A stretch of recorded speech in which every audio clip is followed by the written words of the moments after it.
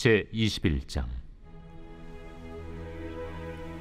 우리가 그들을 작별하고 배를 타고 바로 고스로 가서 이튿날 로도에 이르러 거기서부터 바다라로 가서 베니게로 건너가는 배를 만나서 타고 가다가 그브로를 바라보고 이를 왼편에 두고 수리아로 항해하여 두로에서 상륙하니 거기서 배의 짐을 풀려 함이러라.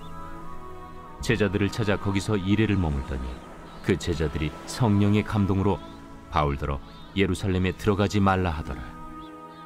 이 여러 날을 지낸 후 우리가 떠나갈새 그들이 다 그 처자와 함께 성문 밖까지 전송하거늘 우리가 바닷가에서 무릎을 꿇어 기도하고 서로 작별한 후 우리는 배에 오르고 그들은 집으로 돌아가니라.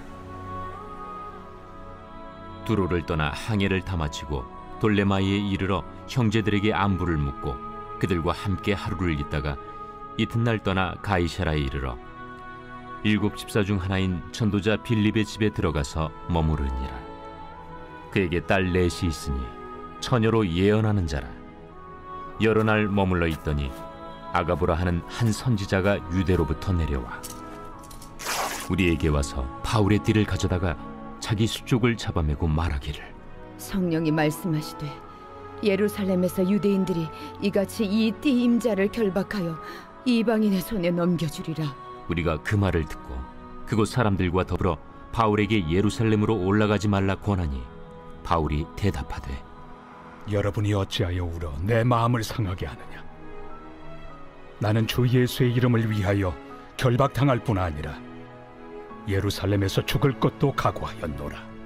그가 권함을 받지 아니하므로 우리가 주의 뜻대로 이루어지이다 하고 그쳤노라. 이 여러 날 후에 여장을 꾸려 예루살렘으로 올라갈새 가이사라의 몇 제자가 함께 가며 한 오랜 제자 그브로 사람 나손을 데리고 가니 이는 우리가 그의 집에 머물려 함이라. 예루살렘에 이르니 형제들이 우리를 기꺼이 영접하거늘 그 이튿날 바울이 우리와 함께 야고보에게로 들어가니 장로들도 다 있더라.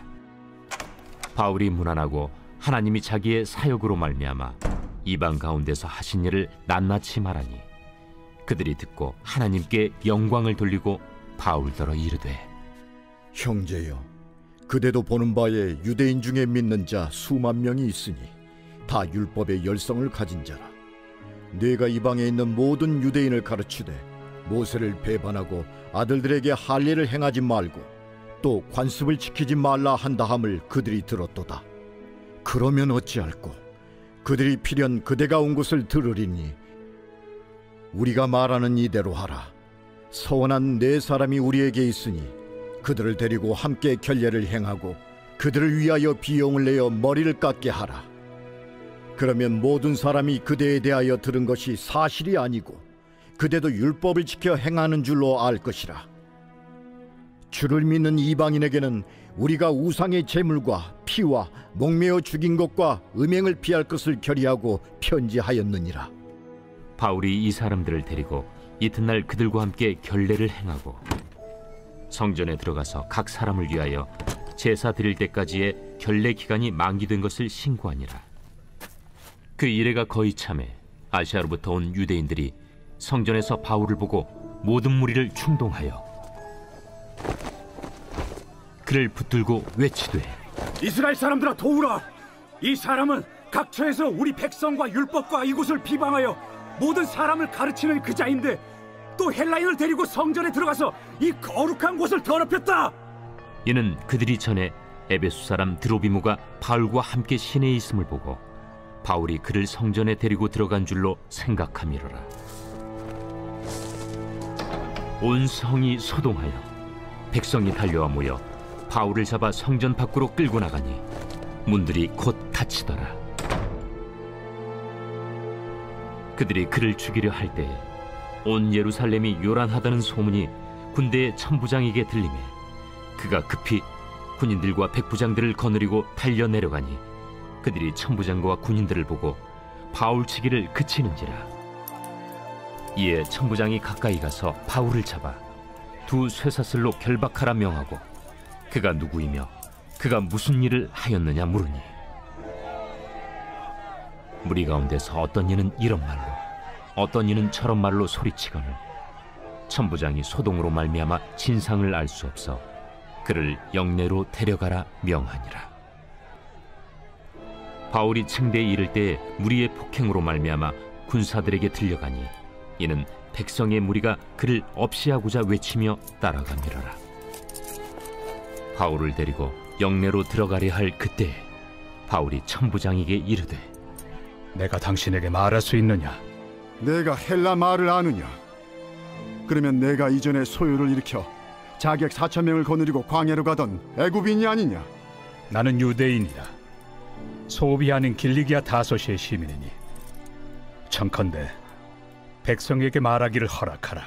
천부장이 허락하거늘 바울이 층대 위에 서서 백성에게 손짓하여 매우 조용히 한 후에 히브리 말로 말하니라. 바울은 3차 전도 여행 중 3년 동안이나 에베소 교회를 섬겼습니다. 아마도 3년의 사역을 통해 수많은 사람들이 주님을 영접하게 되었고 바울도 에베소 교인과의 깊은 교제로 인해 사역하는 내내 기뻐했을 것입니다. 하지만 바울은 3년간의 아름다운 사역을 마무리하게 됩니다. 먼저 그들과의 이별을 위해 어제 보신 것처럼 에베소 교회에서 48km 떨어진 밀레도에서 에베소 교회의 장로들을 초청하여 마지막 고별 설교를 하게 됩니다. 마지막 설교를 통해 바울은 자신의 사역을 되돌아보았고 자신의 사역의 중심은 오직 예수 그리스도이심을 다시 한번 확인시켰으며 앞으로 자신이 해야 할 일에 대한 사명을 밝히게 되었습니다. 즉 하나님의 복음을 전하기 위해 예루살렘으로 가겠다는 것이었습니다. 비록 그곳에서 자신을 향한 환난과 박해가 기다리고 있지만 그럼에도 자신은 사명을 위해 가겠다는 것입니다. 또한 에베소 교회가 이단의 미혹에 빠지지 않기를 경고했고 끝으로 바울은 에베소 교인들을 축복하여 주었습니다. 이렇게 3차 여행을 매듭짓고 바울은 예루살렘으로 향하는 여정을 다시 시작하게 됩니다. 저는 개인적으로 바울과 에베소 교회 장로들의 마지막 작별 인사가 참 마음에 오래 남게 되었습니다. 이제 다시는 보지 못할 것이란 생각으로 서로 엉엉 울면서 바울의 목을 끌어안고 입을 맞추며 작별 인사하는 모습 속에서 서로에 대한 사랑과 관심이 깊게 배어나오고 있는 모습에 큰 감동을 받게 됩니다.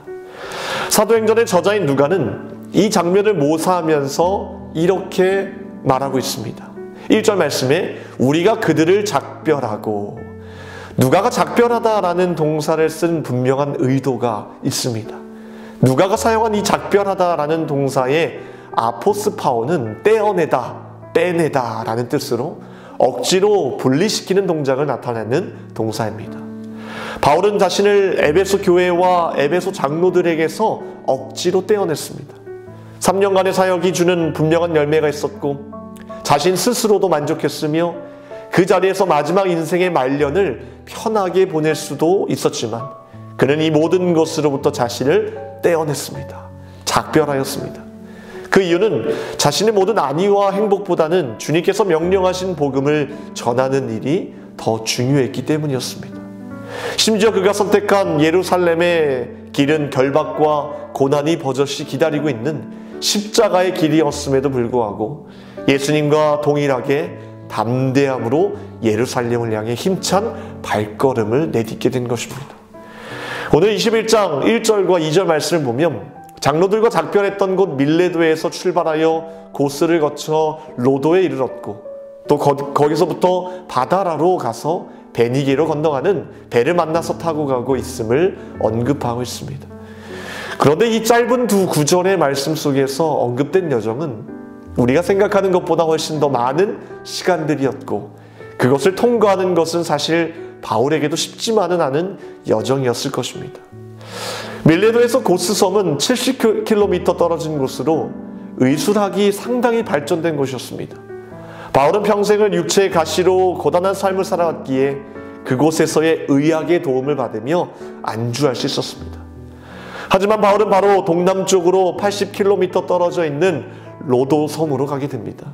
이 섬은 일조량이 풍부하여 가는 곳마다 화려한 장미꽃이 눈부시게 피어있는 아름다운 곳이었습니다.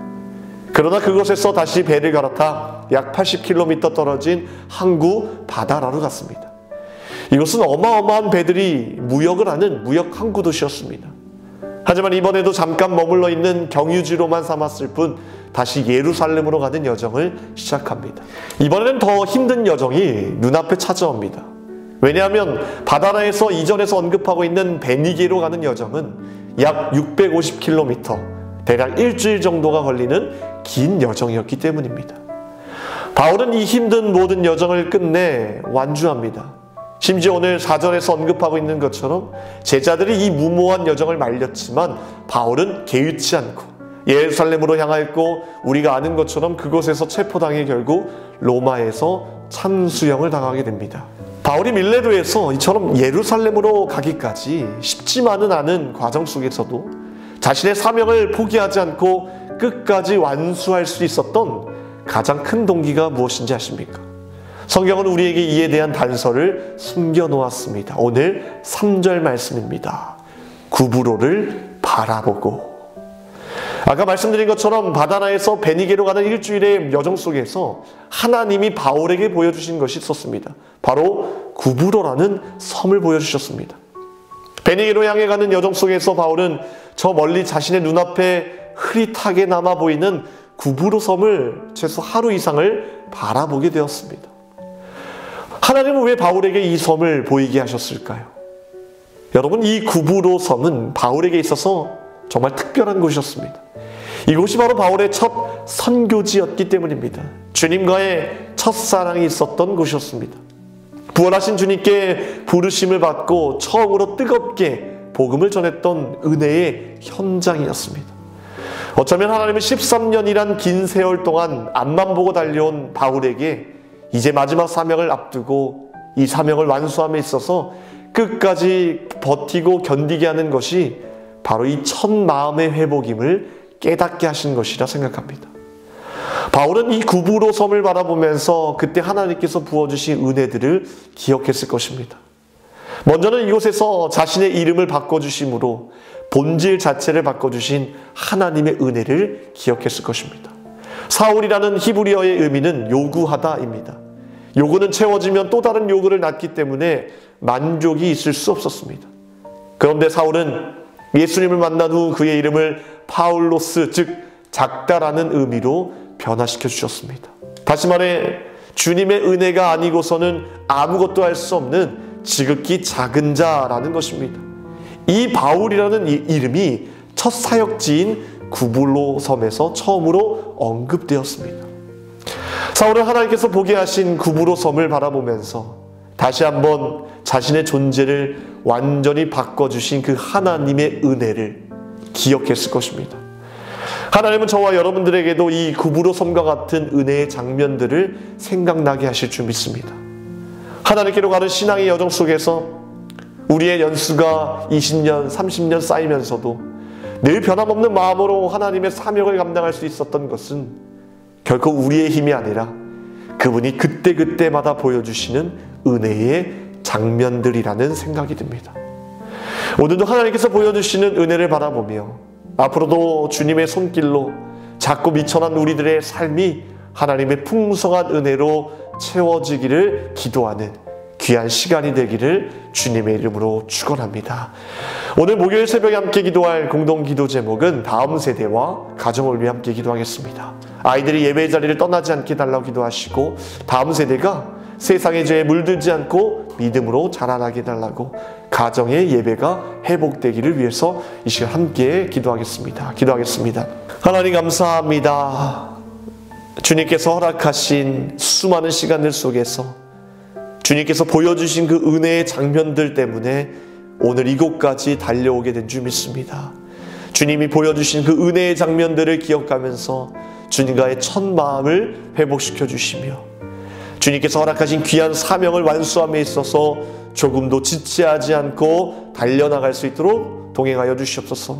우리에게 은혜를 날마다 허락하여 주시옵소서. 하나님, 우리에게 맡겨주신 귀한 어린 양들 있습니다. 우리 다음 세대 주님께서 축복하여 주시고 예배에 승리할 수 있도록 주님 인도하여 주시옵소서. 세상에 정말 죄에 물들지 않도록 주님 인도하여 주시고 날마다 말씀으로 우리 아이들과 동행하여 주시옵소서. 세우신 교회와 주의 사자 목사님 강건하게 붙들어 주시며 선포하신 말씀마다 회복과 치유의 역사를 이루어 주시옵소서. 모든 것 감사드리오며 우리를 구원하신 예수 그리스도의 이름으로 기도하옵나이다.